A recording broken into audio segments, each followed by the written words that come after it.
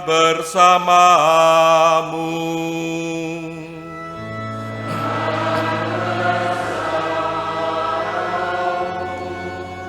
Inilah Injil suci menurut Santo Yohanes.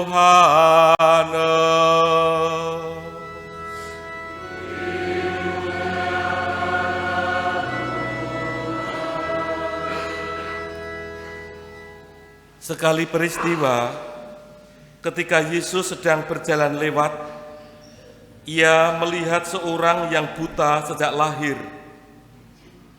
Maka ia meludah ke tanah dan mengaduk ludahnya itu dengan tanah, lalu mengoleskannya pada mata orang buta tadi dan berkata kepadanya, "Pergilah, basuhlah dirimu di kolam Siloam."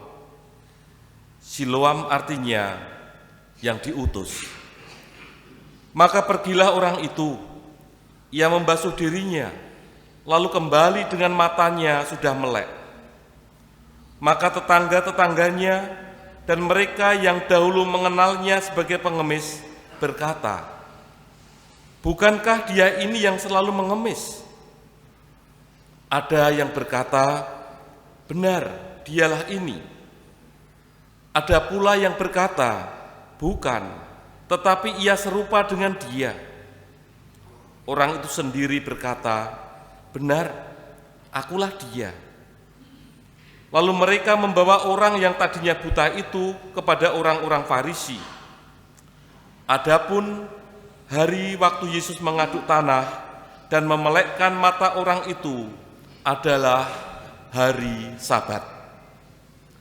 Karena itu orang-orang Farisi pun bertanya kepadanya, "Bagaimana matanya menjadi melek?"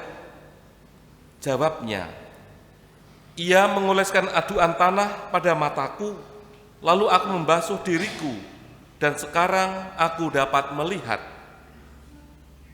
Maka kata sebagian orang-orang Farisi itu, "Orang ini tidak datang dari Allah, sebab ia tidak memelihara hari Sabat." Sebagian pula berkata, "Bagaimanakah seorang berdosa dapat membuat mukjizat yang demikian?" Maka timbullah pertentangan di antara mereka.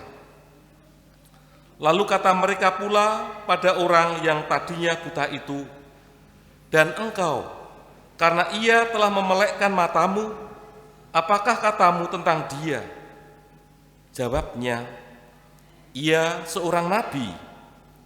Tetapi orang-orang Farisi menegur dia, "Engkau ini lahir sama sekali dalam dosa, dan engkau hendak mengajar kami." Lalu mereka mengusir dia keluar. Yesus mendengar bahwa orang itu telah diusir oleh orang-orang Farisi. Maka ketika bertemu dengan dia, Yesus berkata, "Percayakah engkau kepada Anak Manusia?" Jawabnya, "Siapakah dia Tuhan, supaya aku percaya kepadanya?" Kata Yesus kepadanya, "Engkau bukan saja melihat dia, dia yang sedang berbicara dengan engkau, dialah itu." Kata orang itu, "Aku percaya Tuhan." Lalu ia sujud menyembah Yesus. Demikianlah sabda Tuhan.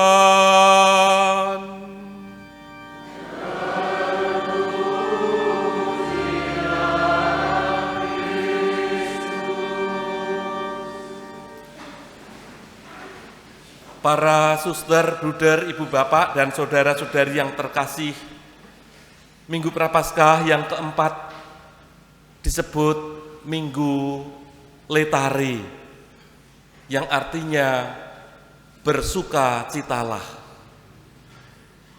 Kalau dalam masa Advent ada Minggu Advent yang ketiga yang disebut Minggu Gaudete, yang artinya sama, bersukacitalah. Sebetulnya gambaran sukacita itu terlukis sejak antifon pembuka dalam perayaan Ekaristi pagi ini. Bersukacitalah, hai Yerusalem, dan berhimpunlah kamu semua yang mencintainya. Bergembiralah dengan sukacita, hai kamu yang dulu berduka cita, agar kamu bersorak-sorai dan dipuaskan dengan kelimpahan penghiburanmu.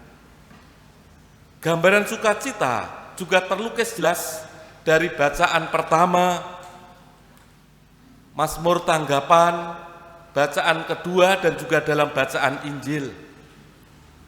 Dalam bacaan pertama yang diambil dari kitab pertama Samuel, menggambarkan bagaimana Daud yang diurapi oleh Samuel menjadi raja untuk bangsa Israel. Bangsa Israel yang kehabisan pengharapan kembali mendapatkan penghiburan dari Allah bahwa mereka akan mempunyai raja yang bernama Daud. Dalam Mazmur tanggapan pun yang diambil dari Mazmur 23 sangat-sangat kita kenal bahwa Tuhan adalah gembala bagi hidup kita. Tertulis, Tuhan gembalaku, ia senantiasa menuntun dan juga menghibur serta menyediakan apa yang menjadi kebutuhan bagi hidup kita. Dalam bacaan kedua surat Santo Paulus kepada jemaat di Efesus menggambarkan hal yang sama, bahwa dulu kita ini adalah manusia kegelapan. Tetapi karena Kristus yang rela mengorbankan dirinya datang ke dunia ini, kita menjadi anak-anak terang. Dan kita diajak sebagai anak-anak terang supaya menghasilkan buah kebaikan, keadilan, dan kebenaran. Sementara dalam bacaan Injil, Allah memberikan penghiburan dalam diri Yesus Kristus lewat mukjizat orang yang buta sejak lahir. Ia disembuhkan dari kebutaannya itu, sehingga ia bisa melihat, ia bisa melek. Begitu banyak pesan yang sebetulnya bisa kita ambil pada hari Minggu Prapaskah yang keempat berkaitan dengan Minggu Letare, Minggu Sukacita ini. Saya menawarkan kepada ibu bapak, saudara-saudari, dari Mazmur tanggapan, Tuhan adalah gembalaku, sebagai bahan permenungan bagi kita semua. Kita diajak untuk mensyukuri bahwa kita ini tidak pernah sendirian. Tuhan senantiasa menyertai dan menggembalakan diri kita. Cara Tuhan menyertai dan menggembalakan diri kita bukan dengan cara memanjakan kita, tetapi kita diajak untuk ikut terlibat dalam penggembalaan Tuhan itu secara nyata. Ayat yang bagi saya menarik dari Mazmur 23 ini, dalam referen Mazmur, dalam ayat yang kedua, bagian terakhir, tertulis bagaimana? Tongkat gembalaanmu, itulah yang menghibur aku. Tongkat gembalaanmu, itulah yang menghibur aku. Tongkat bagi seorang gembala itu mempunyai fungsi sebagai apa? Kalau gembala pakai tongkat, kalau bapak saya dulu pakai pecut, tongkat itu berfungsi untuk melindungi domba-dombanya. Kalau ada binatang buas yang mengganggu, misalnya serigala yang mengganggu domba-dombanya, dengan tongkat inilah gembala akan mengusir serigala itu supaya menjauh, sehingga domba-dombanya tetap terlindungi dan tetap hidup. Tetapi bagi saya, tongkat gembalaan Tuhan itu bukan sekedar untuk melindungi domba-dombanya dari serangan musuh, tetapi kadangkala domba-dombanya itu tidak berjalan sesuai dengan yang diarahkan oleh gembalanya. Kalau Bapak Ibu, saudara-saudari punya pengalaman angon bebek atau angon kambing atau angon sapi, angon tahu ya apa angon? Menggembalakan. Kalau Bapak Ibu, saudara-saudari punya pengalaman menjadi seorang pangon, menjadi seorang gembala bebek, kalau bebeknya itu mau jalan ngelewar, artinya meninggalkan rombongan itu diapakan? Dipentung kan? Kalau misalnya sapi atau kambing mau makan tanaman yang beracun, misalnya daun koro itu untuk kambing ngeracuni itu, maka tongkat itu akan digunakan untuk memukul kambing atau sapinya supaya sapinya tetap hidup. Kalau Bapak Ibu, saudara-saudari, lebih-lebih orang tua juga menjadi seorang gembala,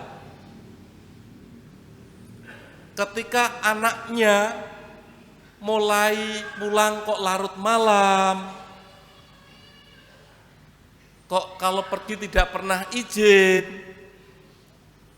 orang tua akan menggunakan tongkat penggembalaannya. Apakah dengan mementung, memukul? Zaman ini tidak berlaku. Tetapi pasti kita akan menegur dengan tegas, tidak dengan keras, supaya anak kita ini pulang tidak larut malam. Kalau pergi supaya pamit kepada orang tuanya, mungkin akan diberi sanksi, tidak boleh menggunakan sepeda motor, tidak akan lagi diberi uang saku. Mungkin ini adalah sanksi-sanksi. Ini adalah tongkat sebetulnya.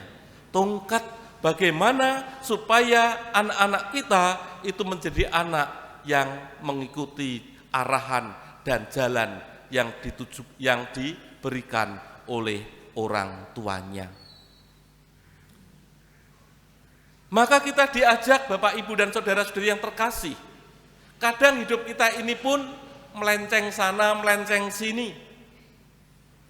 Tuhan akan menggunakan tongkat penggembalaannya untuk mengarahkan hidup kita supaya kita menjadi jalan yang senantiasa mengikuti jalan Tuhan, karena Dialah dalam bacaan kedua sang terang sejati. Yesus itu adalah terang dunia. Mengikuti jalan terang ini, kita tidak mengikuti jalan pepeteng dalam hidup kita ini. Ini yang patut kita syukuri pada Minggu Prapaskah yang keempat, karena Allah senantiasa memberikan penghiburan. Maka kalau dikatakan Minggu Sukacita, sukacita karena Allah senantiasa mengarahkan hidup kita. Allah yang senantiasa menuntun dan membimbing kita. Allah yang senantiasa menyediakan apa yang menjadi kebutuhan hidup kita. Tapi cara Allah menyediakan kebutuhan hidup kita, kita tidak berpangku tangan, kita akan diajak untuk ikut terlibat dan ambil bagian. Semoga Minggu Prapaskah yang keempat, Minggu Letare, bersukacitalah, semakin meneguhkan kita semua akan penghiburan Allah, akan penghiburan Tuhan dalam setiap peristiwa-peristiwa pengalaman hidup yang kita alami.